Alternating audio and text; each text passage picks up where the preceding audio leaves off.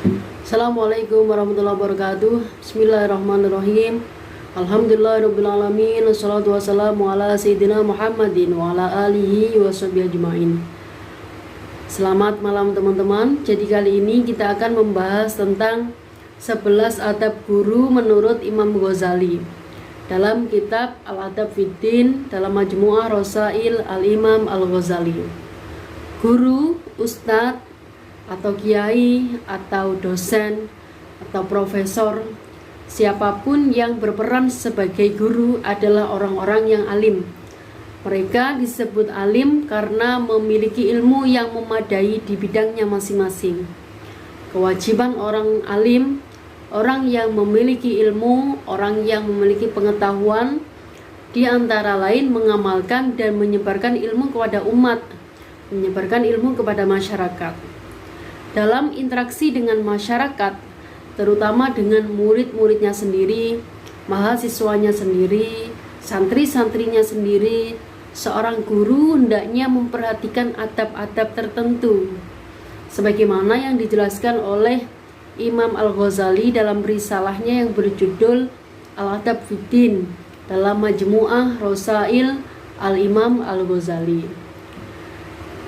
Wa ibaratuhu, dan ibaratnya berbunyi, adabul alim luzumul ilmi wal amalu bil ilmi wa dawamul waqari wa man utakabburi wa tarkud du'ai bi wa rifqu bil muta'allim wa ta'anni bil muta'ajjarofi wa islahul mas'alati lil balid wa barkul anifati min qaulin la adri wa takunu himmatu inda su'ali khulasotan minasail li ikhla'is sa'il wa tarkut takallufi wastima'ul hujjati wal qabulu laha wa in kanat minal khosmi. Artinya, adab orang alim atau guru atau dosen atau kiai yakni tidak berhenti menuntut ilmu. Kemudian yang kedua, mengamalkan ilmu atau bertindak dengan ilmu. Senantiasa bersikap tenang, tidak takabur dalam memerintah atau memanggil seseorang.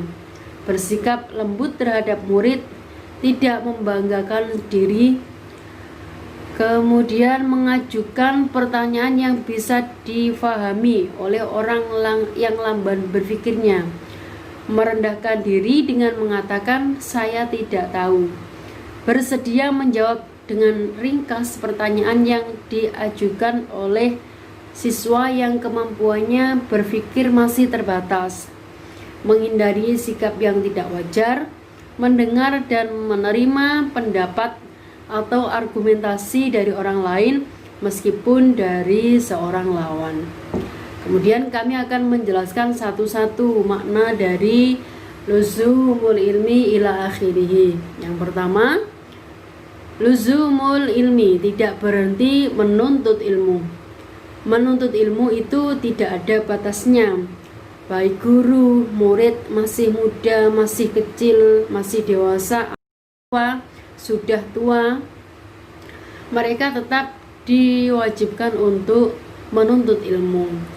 Kewajiban ini dilakukan sejak ayunan ibu hingga liang lahat.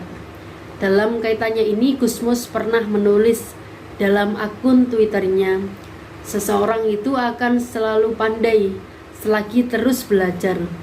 Namun bila dia berhenti belajar karena menganggap dirinya itu pandai, maka dari situlah dia mulai bodoh. Kemudian yang kedua, mengamalkan ilmu. Orang alim atau guru hendaknya bertindak berdasarkan ilmu, terlebih dalam hubungannya dengan ibadah. Ibadah itu harus ada landasannya, Al-Quran, hadis, ijma' dan qiyas. Tidak boleh cara-cara ibadah dikarang-karang sendiri. Harus ada dasar, landasan hukum. Di luar ibadah pun sesuatu tindakan juga harus sesuai dengan ilmu yang terkait. Misalnya ilmu pengobatan, ilmu kesehatan, ilmu terapi terhadap orang yang sakit.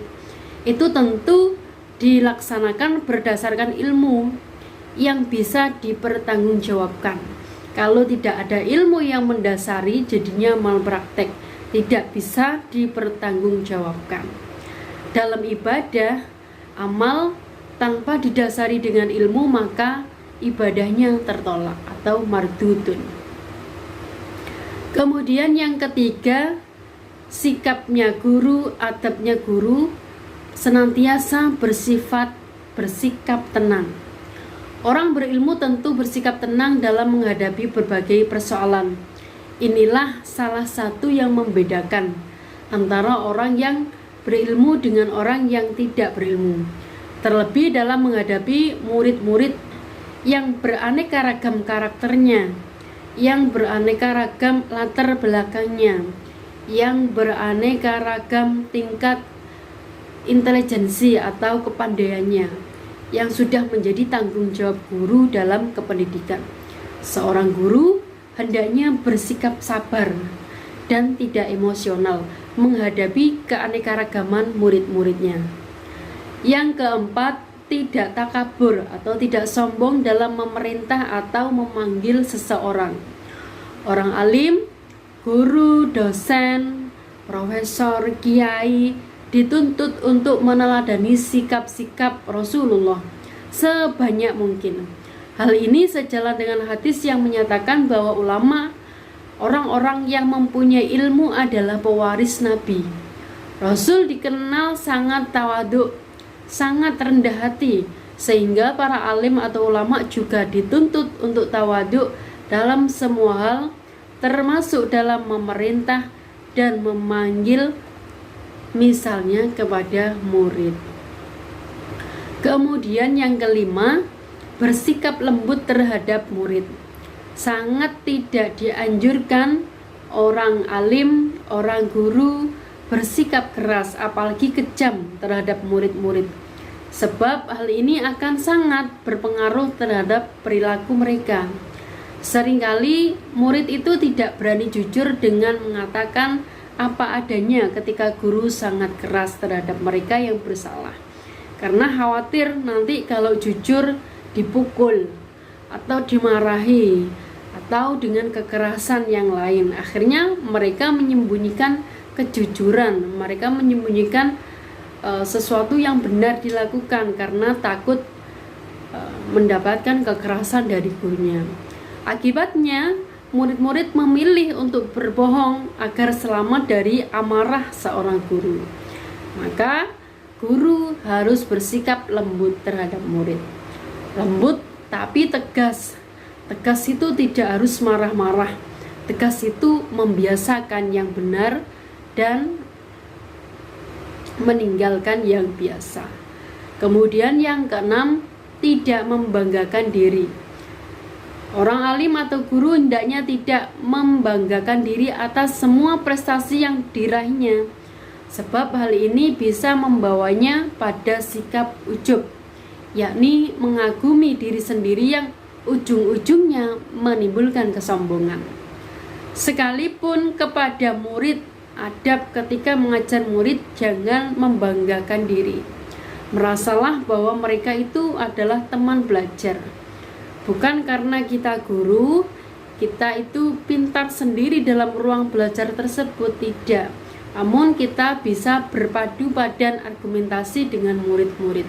Barangkali dalam hal lain, murid lebih tahu tentang keilmuan tersebut. Barangkali guru juga mengisi, murid pun juga bisa mengisi. Murid adalah teman belajar kita. Allah sangat tidak menyukai hamba-hamba yang sombong, dan sebaliknya Allah akan mengangkat derajat setiap orang yang tawadhu.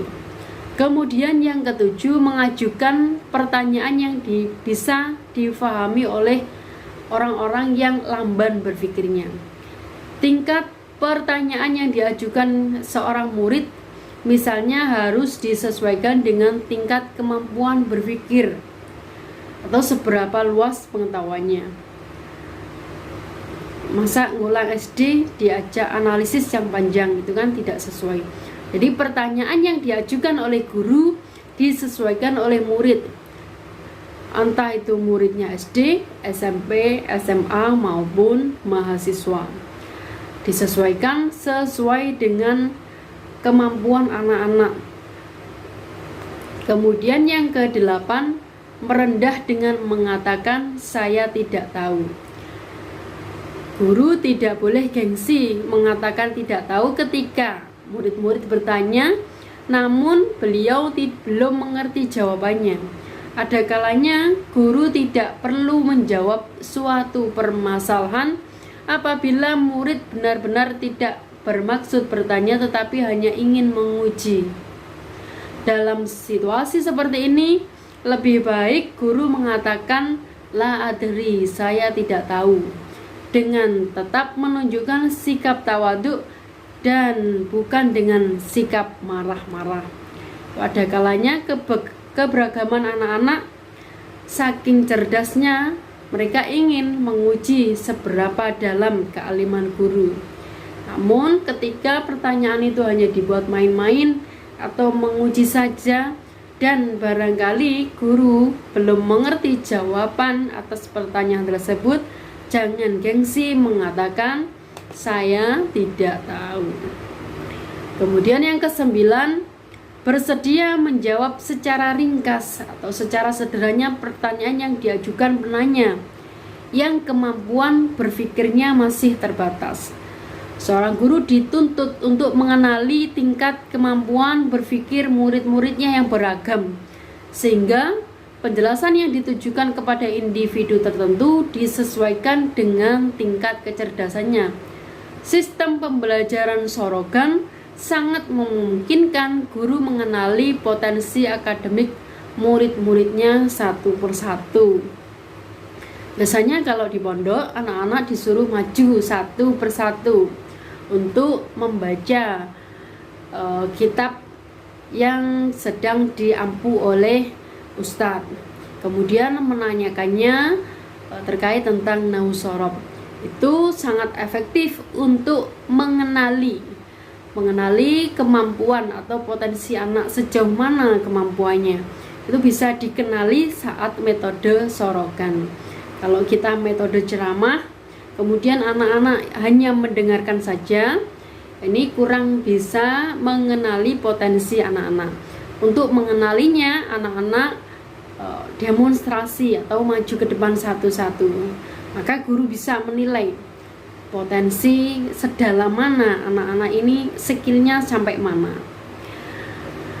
Yang ke-10, menghindari sikap yang tidak wajar.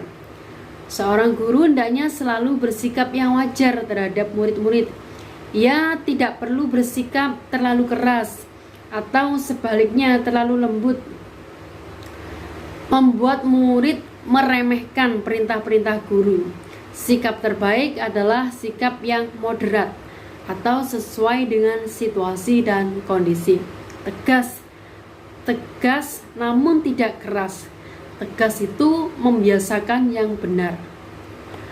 Kemudian yang ke-11, mendengar dan menerima argumentasi dari orang lain, meskipun itu dari murid, meskipun itu dari teman, meskipun itu dari lawan berbicara. Seorang guru hendaknya bersikap akomodatif terhadap argumentasi dari manapun asalnya, termasuk dari orang yang tidak sependapat dengannya, dengan cara mau mendengarkan dan mempertimbangkan untuk mengkaji kuat tidaknya. Argumentasi itu atau pendapat itu maksudnya seorang guru tidak boleh bersikap benar sendiri terhadap atau bersikap pendapat orang lain itu salah, yang benar hanya saya saja. Itu hendaknya adab seperti itu tidak dimiliki oleh guru. Seharusnya adabnya guru menerima pendapat orang lain sekalipun itu dari murid. Apabila pendapatnya murid itu ada yang salah, maka luruskan. Apabila kurang, maka sempurnakan. Apabila betul, maka berikan apresiasi yang baik kepada murid. Demikianlah ke-11 adab orang alim atau guru sebagaimana nasihat oleh Imam Al-Ghazali. Ke-11 adab tersebut dapat diringkas bahwa seorang alim hendaknya senantiasa menuntut ilmu, selalu belajar, selalu menggali ilmu dan mengamalkannya, menjaga akhlak yang terpuji dengan memiliki sifat tenang, lemah lembut, tawadhu, rendah hati, sederhana dan bersikap wajar, memahami karakter-karakter santri-santri, memahami karakter murid, dan tidak a priori terhadap pendapat orang lain yang berbeda. Mungkin hanya ini yang dapat kami sampaikan. Kurang lebihnya mohon maaf. Assalamualaikum warahmatullahi wabarakatuh.